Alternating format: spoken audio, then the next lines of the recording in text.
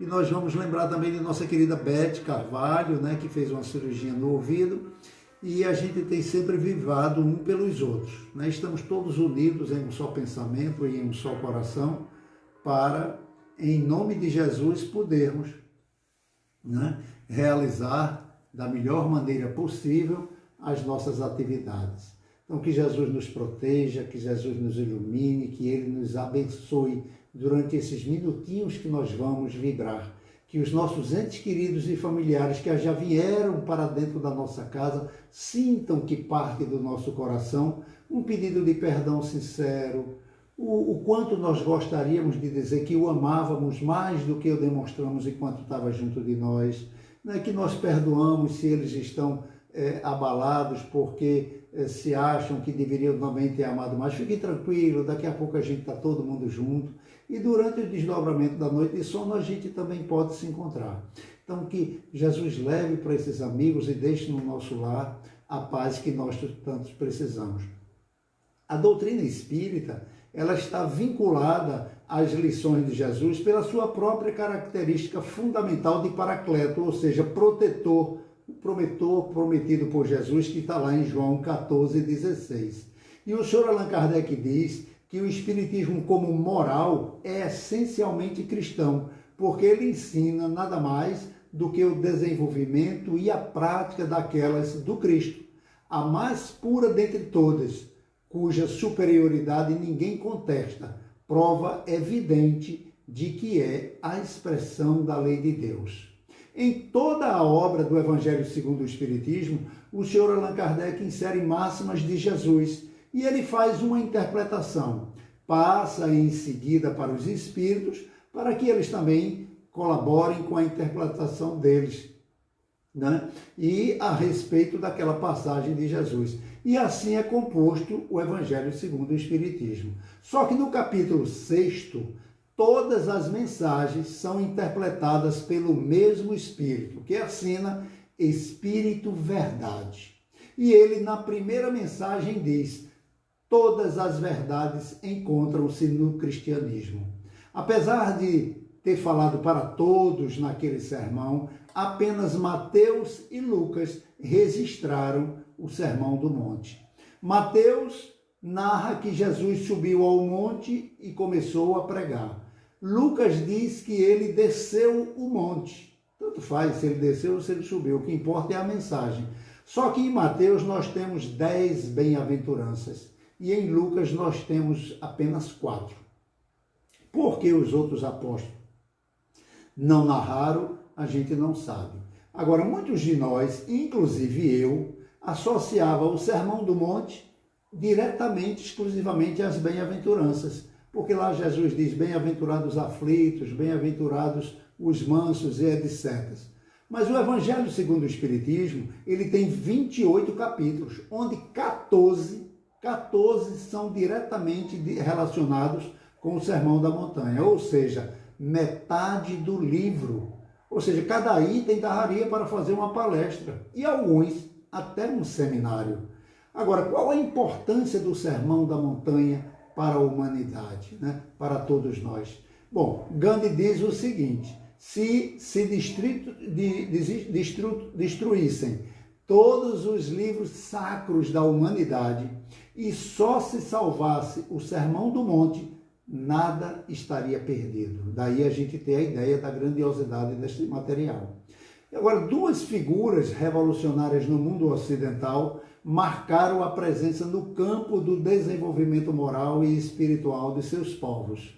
Moisés, travando uma grande batalha para a retirada do seu povo, né, dos seus contemporâneos, do domínio dos egípcios, né? Eles ainda eram um povo politeísta por influência.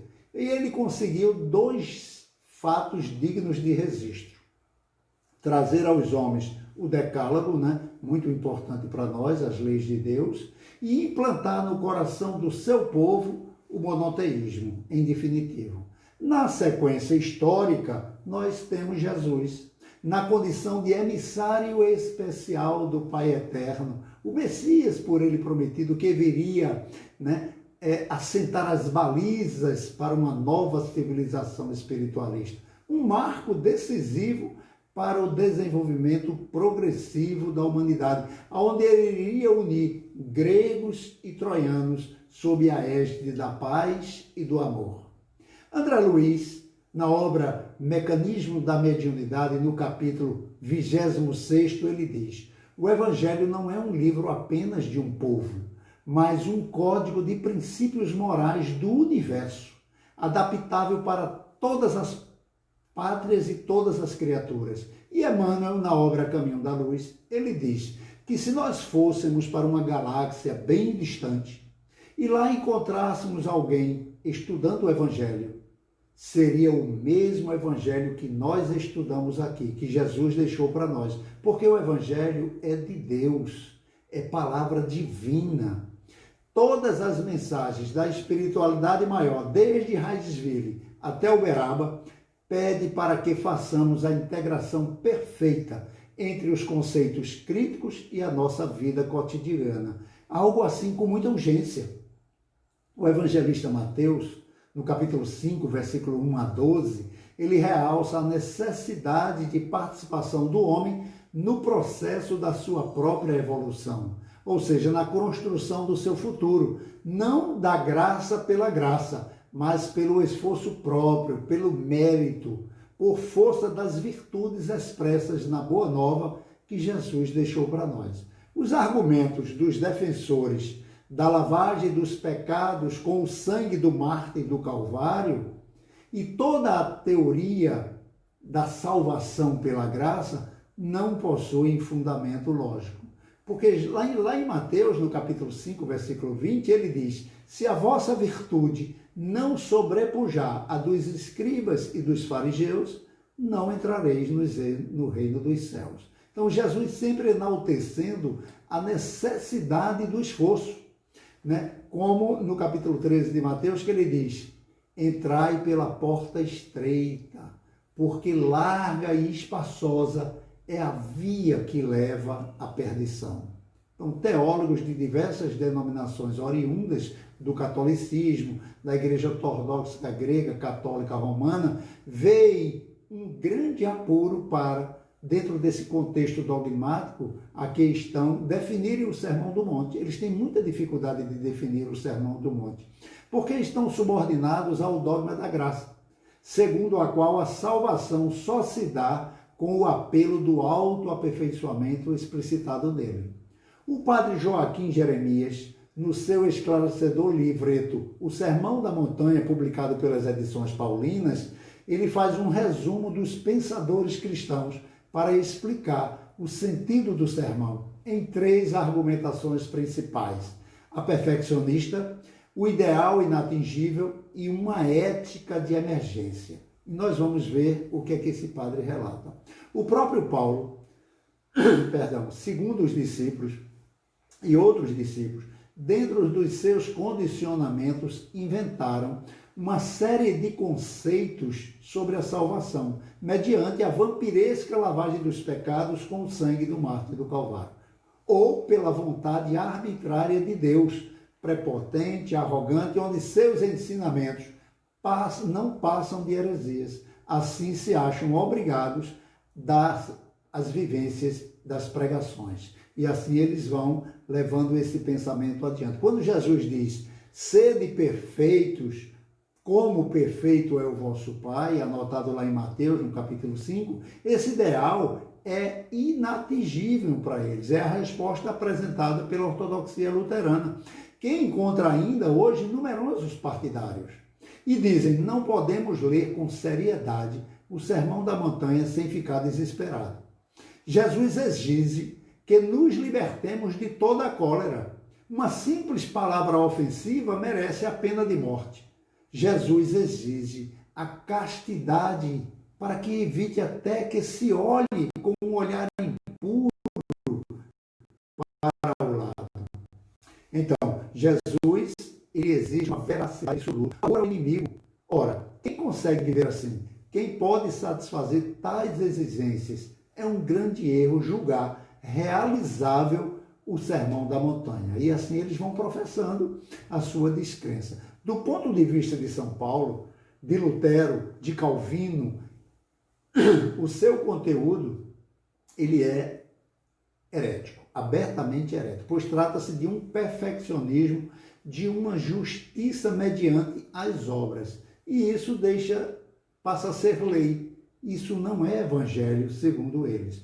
A apreciação dessa posição levou e leva até hoje muitos cristãos a se distanciarem do Cristo e quererem viver apenas o Velho Testamento.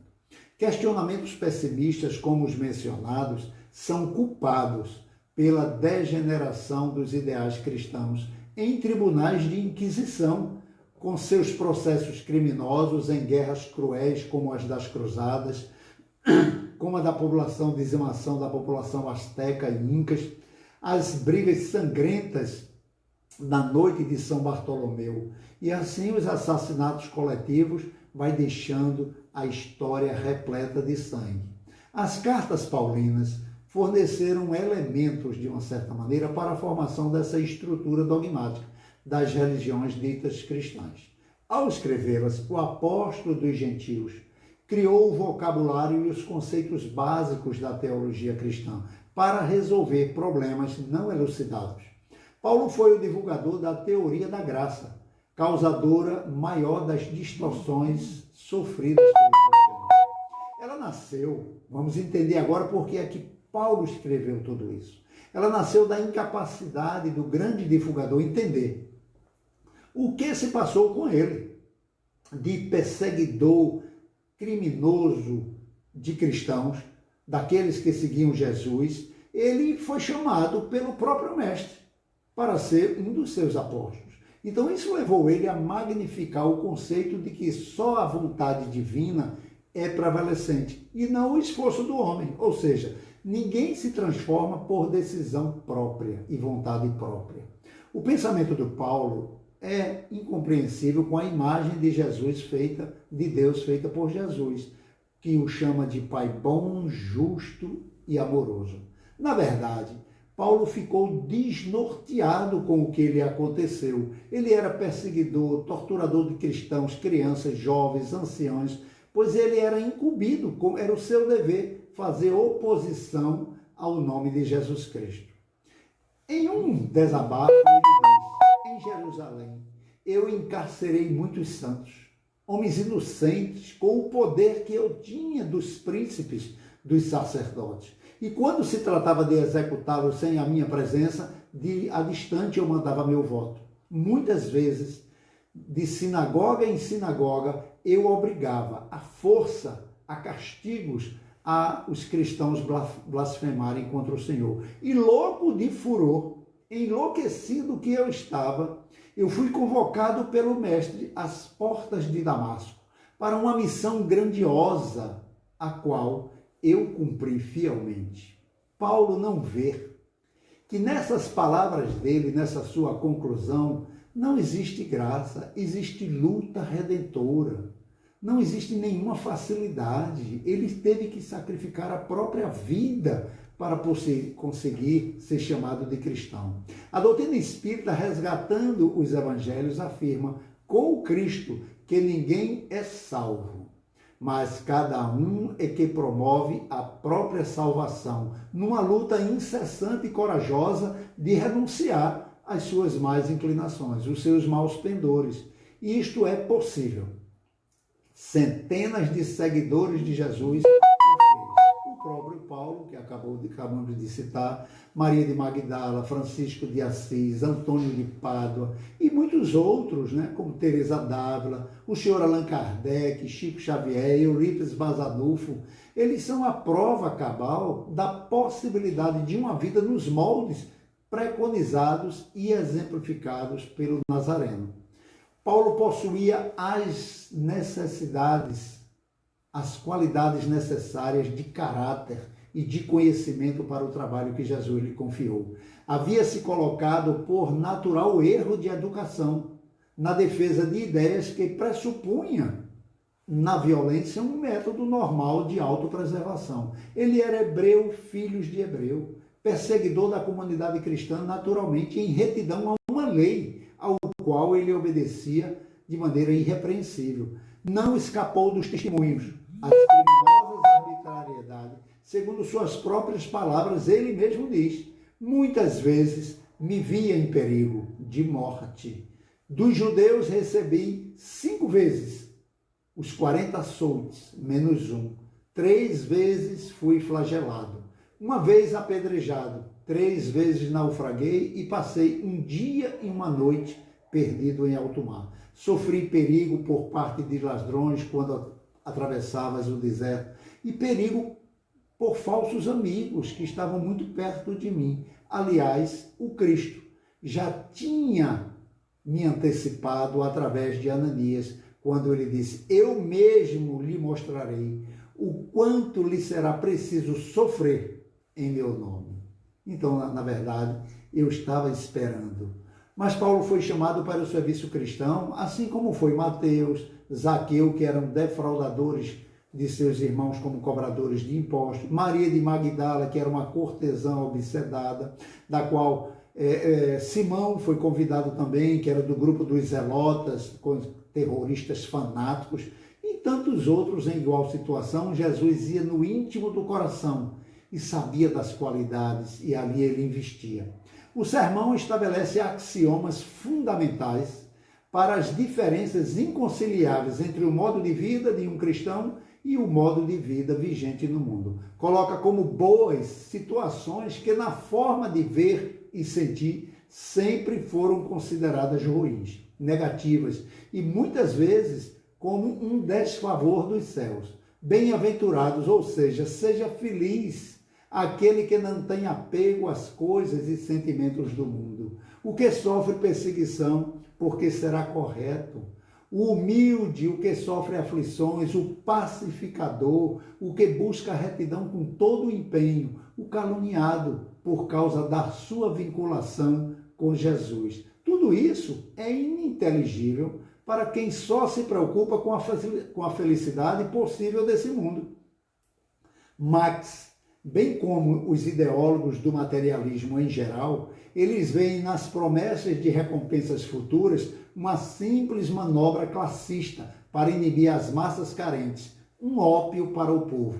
A doutrina espírita prova a imortalidade da alma, a reencarnação, com a lei da causa e efeito, colocando todas as questões de ganhos e de perdas num processo natural, estatuído por Jesus ao colocar em nossas mãos o poder de dizermos, quando ele diz conosco: vós sois deuses, poderás fazer tudo o que eu fiz e muito mais, deixai brilhar a vossa luz. Ora, quem sofre está resgatando e expungindo seus erros pretéritos e erros atuais, se bem que se sabe portar diante das dores, diante das aflições, ele galga estados de felicidade interior e agora ele pode também começar a sentir que está no caminho para sentir essa paz e essa felicidade quando adentrar no mundo espiritual. Porque ele está vendo que o processo é de leveza, de libertação, ele está se desmaterializando, está evangelizando a matéria. A aferição do que foi sofrido e vivido durante a encarnação não está subordinada a nenhum tribunal, exceto o que é feito pela nossa própria consciência. Então, utilizando a razão e a lógica, o espírito passa a agir sobre o meio onde vive, atendendo suas necessidades e aperfeiçoando seus centros emotivos para conquistar o livre-arbítrio. Ou seja, ele não será escravo de nenhum vício e de nenhuma dependência. Ele continuará, sim, subordinado à lei de causa e efeito, da qual se libertará quando atingir somente a condição de espírito puro. Nessa condição. E o Sermão do Monte, ele sistematiza o processo de modificação absoluta do psiquismo. E não poderia deixar de produzir dor, pois esta é requerida em todo e qualquer esforço de conquista de nossa vida. Ora, o estudante que fica trancado num quarto ou num cômodo escolar, sendo obrigado a repetidas lições, fazer exercícios e assimilar conteúdos de um currículo que ele não suporta, né? Perdendo a oportunidade de estar se divertindo, de dando vazão aos seus desejos, de estar com os amigos, né? Ele está sofrendo, é verdade, mais prazerosamente. Se sabe que esse sacrifício, esse sofrimento momentâneo é a avalista de uma vida de realizações futuras, na qual será recompensado já agora, na atualidade. Quando Jesus nos convida a carregarmos a nossa cruz e anuncia a nós mesmos os nossos sentimentos, renunciar a nós, renunciar nossos sentimentos, nossos vínculos de parentesco, ou seja, defender o sangue pelo sangue, ele está traçando exercícios necessários para a nossa mudança de nível evolutivo. A dor é inerente ao processo, como de qualquer esforço para a melhoria da posição social. No Sermão do Monte, a dor está no rompimento absoluto dos vícios materiais e morais, para dar o próximo passo, que é orar por aqueles que nos perseguem e nos caluniam, e depois darmos o segundo passo, que é amar os nossos inimigos. Jesus e a sua mensagem estão presentes na doutrina espírita, dela sendo inseparáveis, mesmo que a discutível arrogância de alguns intelectuais e cientistas espiritistas pretendam o contrário. O movimento espírita está a exigir com urgência que se façam congressos, seminários, mesas redondas e demais recursos do gênero para se discutir a profundidade da evangelização dos seus trabalhadores, dos seus seguidores, e difundir esses ensinamentos de Jesus de acordo com a amplitude e esclarecimento que estão postergados pelo Sr. Allan Kardec na doutrina espírita.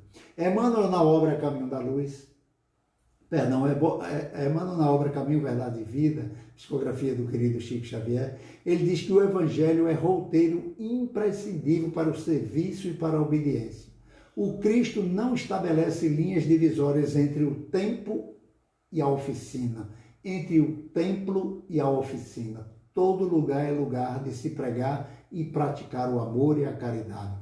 Toda a terra é o seu altar de oração, o seu campo de trabalho, para nós pudéssemos louvá-los, né, na igreja e menoscabá-lo na rua. A gente vai para o centro, todo mundo bonzinho, meu irmão, e em casa e na rua nós somos impacientes e intolerantes. Então, os lugares são as oficinas de trabalho ao qual nós estamos submetidos.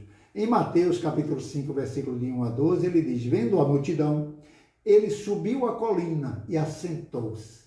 Aproximou-se seus seguidores, de onde selecionou os 12 apóstolos. E abrindo a boca, se pôs a ensiná-los, dizendo: felizes os pobres de espíritos, porque deles é o reino dos céus. Como precisa Pastorino, a pobreza em espírito tem sentido de desapego dos sentimentos inferiores e das coisas materiais, condição que libera o espírito para galgar as esferas mais elevadas da dimensão espiritual. Felizes os que estão aflitos, porque eles serão consolados. Jesus direcionou sua afirmativa para os afligidos por circunstâncias dolorosas, as quais se abatem sobre eles com a força terrível, mas justa da lei de causa e efeito. A consolação, ela nasce diretamente do profundo sentimento de alegria e alívio pelo cumprimento integral do resgate, onde, em vez de blasfemar, passa o discípulo a agradecer. Felizes os humildes, pois eles herdarão a terra.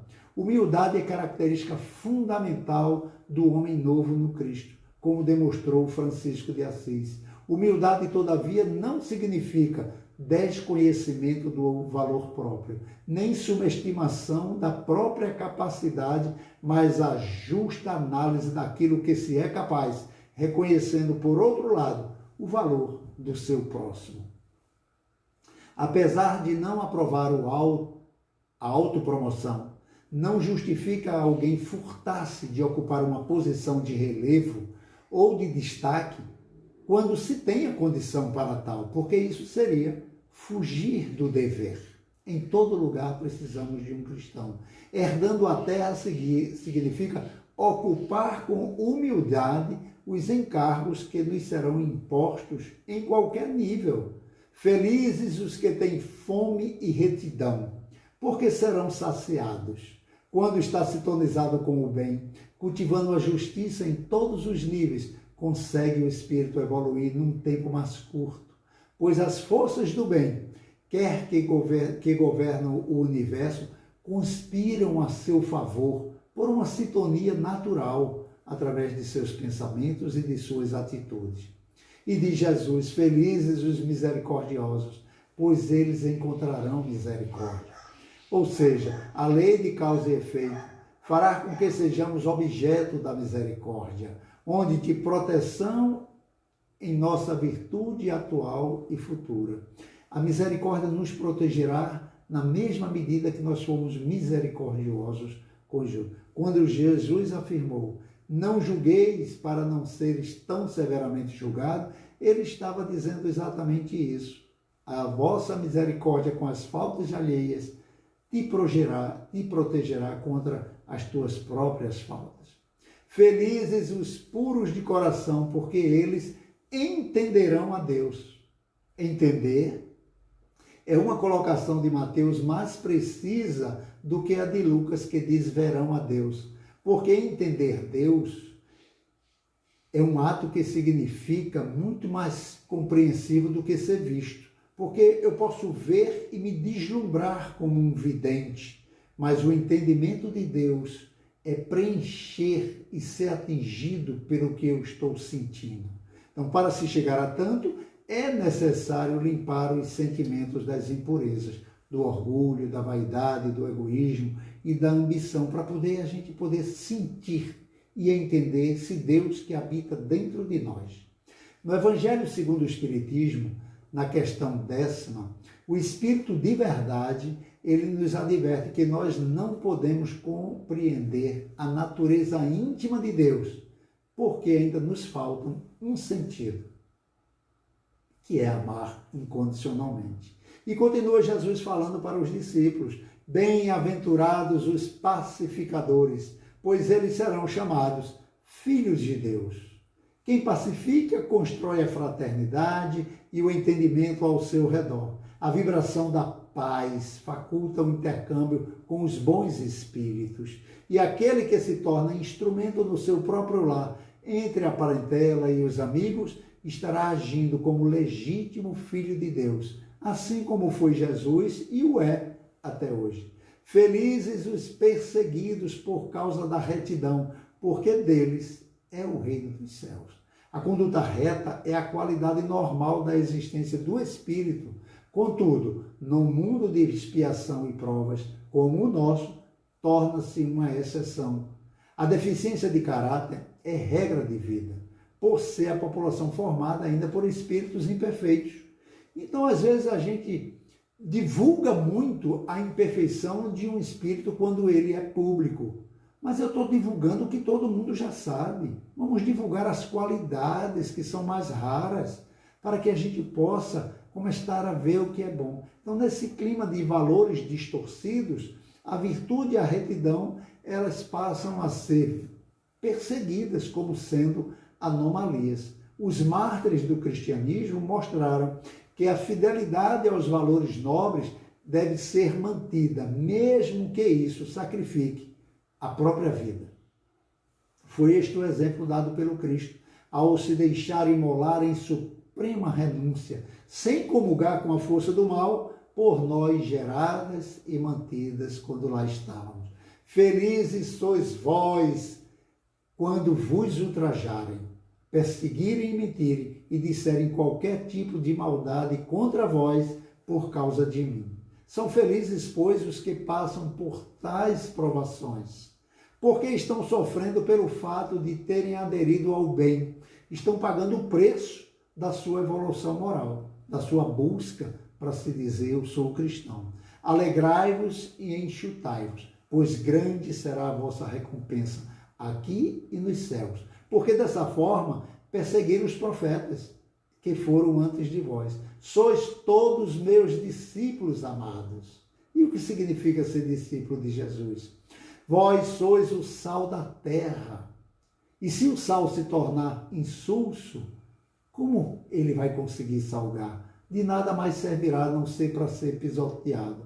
O indivíduo que procura viver a mensagem do Cristo, ele é um fator de transformação em qualquer lugar que esteja. A semelhança do sal, que torna um ambiente positivo, melhorando a sua qualidade em todos os níveis ao qual ele se faça presente. Vós sois a luz do mundo. Uma cidade não pode ser escondida, quanto mais se ela tiver sobre um monte. Da mesma forma, um cristão, que encontra-se fatalmente exposto, pois, por muitas das vezes, as suas atitudes perante o Mestre, ele será visto como sendo aquele que está querendo enaltecer qualidades, mas é preciso mostrar o Jesus que já caminha ao seu lado.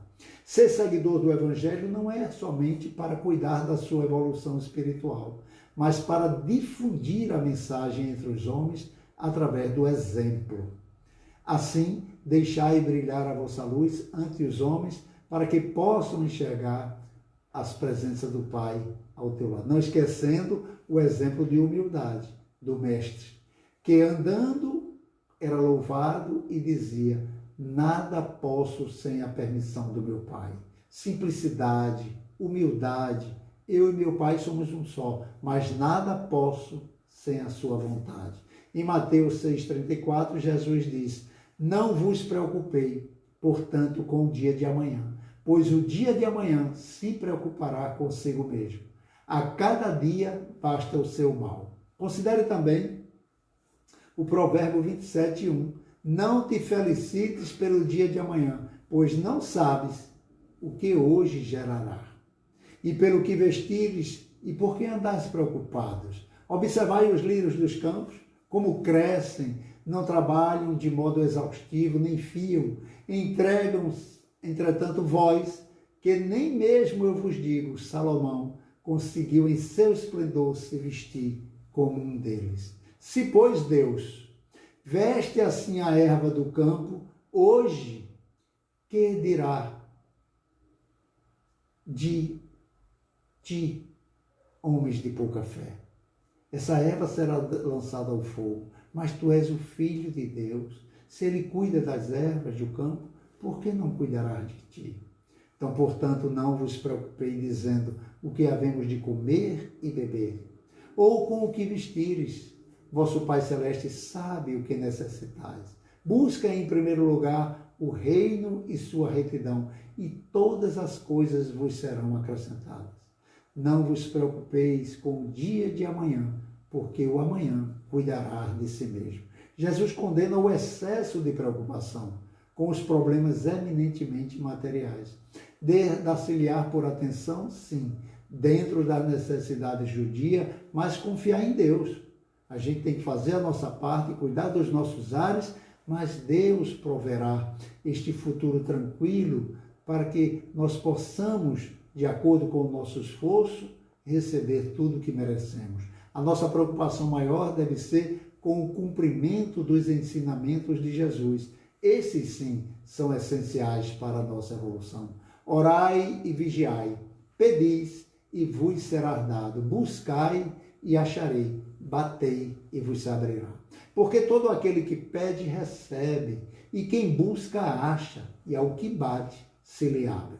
Ou quem dentre vós é o homem que, se seu filho pedir um pão, lhe dará uma pedra, ou lhe pedindo um peixe, lhe dará uma serpente? Se vós, que sois maus, sabeis dar bons presentes a teus filhos, quanto mais vosso Pai, que está nos céus, não vos dará coisas boas.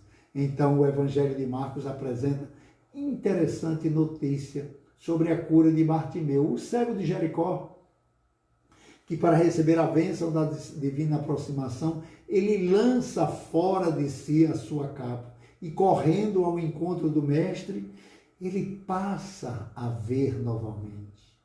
E Emmanuel diz que isso é uma mensagem muito grande para nós, essa capa de orgulho, de vaidade, de poder e de apego que nós temos. Né? Porque existem muitos tipos de capas. Né? E há muitos amigos do crime que dão preferência a aparecerem na sua oratória como santos. Então, é preciso que deseje sinceramente se aproximar de Jesus, para que essa aproximação ela seja duradoura. Para isso nós temos que lançar fora a capa desse mundo transitório, ser do mundo sem ser prisioneiro do mundo. Cuidar sim, zelar sim, mas o que tiver ao nosso alcance, que nós possamos distribuir para quem não tem nada, já é uma liberação de capa bem maior. Porque quando ele deixou a capa, ele sabia que não podia mais voltar àquela capa, porque aquela capa, ela lhe dava o direito de pedir esmola pelos romanos. Mas quando ele largou, quantos não estavam atrás de uma capa daquela? Quantos não queriam ter uma capa daquela? Ele sabia, por isso que Jesus disse, te aproxima. Para ele ir, ele teve que largar a capa. Então é preciso que nós possamos nos libertar dessas qualidades efêmeras, a manutenção de falsa aparência diante do Cristo, para que nós não compliquemos a nossa situação. Então, nada peçamos ao Senhor com exigências ou com alegações descabidas. Despedimos sim da nossa capa e nos apresentemos com Ele, assim como somos, sem nem mais e nem menos. E assim, nós vamos agradecer a Deus por toda essa bondade, essa felicidade, essa alegria que todos nós fomos envolvidos agora pelo pensamento dos bons espíritos. Que nós possamos meditar. Eu disse a vocês que esses temas que vocês estão mandando para mim estão me dando muito trabalho, porque eu preciso exemplificar. Hoje de manhã é o aniversário de Albinha e eu fui ali no mercado fazer umas compras de uma coisa diferente, que eu sou o cozinheiro nas festividades. E aí tinha uma fila muito grande naqueles atacados da vida. Eu disse, poxa, então eu vou fazer o seguinte, eu vou tirar o dinheiro no caixa eletrônico e compro em qualquer mercadinho aqui, mais fácil, porque senão eu ia perder muito tempo. E aí falei com o senhor, ele disse, não pode, tem que entrar na fila e tem que ir com o carro. Eu disse, puxa vida, eu ia tirar só dinheiro. Ele falou, senhor, é idoso? Eu disse, sou. Eu pensei que ele já ia identificar, né? Fiquei até feliz que ele não identificou. Então o senhor pode entrar. Eu limpei as mãos e antes de ir no caixa eletrônico, eu disse, eu vou ver se tem realmente o que ela quer, porque se tiver eu vou ter que entrar de novo para comprar. Olhei, tinha, e eu fui no caixa eletrônico, saquei o dinheiro. Eu podia ter, o caixa eletrônico é dentro do supermercado. Eu poderia voltar, pegar as coisas, entrar no caixa e ir embora. Ah, Evangelho de Jesus, você disse ao homem que só ia no caixa eletrônico, saia e entre de novo, lá vai Júlio, entra a fila e volta. Ou seja, esse exercício que tem que ser feito é simples, tirar a capa da facilidade, ninguém está vendo, deu trabalho e eu agradeço demais. Esses temas que vocês têm mandado para mim têm me feito muito bem. O esforço é grande, a vontade de fazer do meu jeito é enorme, mas vamos lá, está indo bem. Um carinho muito grande. Socorrinho Vieira, Sandrinha, Edilaine, um beijo grande no coração de vocês. Deixa eu ver se eu vejo aqui mais alguém que eu não vi. Ah, são todos os queridos de coração. Ah, Belém Mica, né? Cássia, querida, né? Um beijo grande para vocês, que Jesus nos proteja, nos ilumine, nos abençoe, que nós possamos ter uma semana abençoada e no próximo domingo estaremos aqui. Um beijo, fiquem com Deus.